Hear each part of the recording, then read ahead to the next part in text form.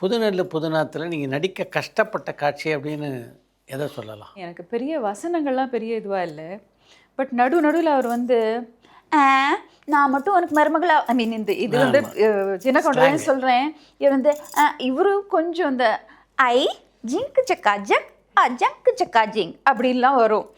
இதெல்லாம் எப்படி சொல்லுவேன் நான் அப்படின்னு ரொம்ப ரொம்ப கஷ்டப்பட்டு பரவாயில்ல வா பண்ணிடு என்ன முழுங்குற தெரியுது அப்படின்னு. அண்ட் அவரை பொறுத்த வரைக்கும் நான் எல்லாமே ஃபர்ஸ்ட் டேக்கில் பண்ணிட்டேங்கிறது ஹி வாஸ் வெரி இம்ப்ரெஸ்ட். ஏதாவது இன்ஃபேக்ட் கூப்பிட்டு வேணுன்ட்டே கொஞ்சம் கலாட்டா பண்ணுவார்.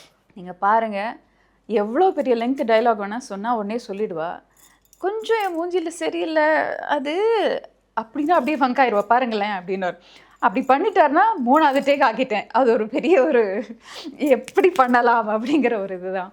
மற்றபடி dialogues was actually quite easy எனக்கு.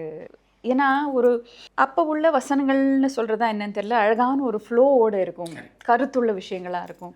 அண்டு மேட்டருக்குள்ளே ஈஸியாக என்டர் ஆக முடியும். ஏன்னா ஒரு இன்ஃபேக்ட் கொஞ்சம் லெங்க்தியாக இருந்ததுன்னா பெட்டரோ அப்படின்றது ஒரு ஃபீலிங்.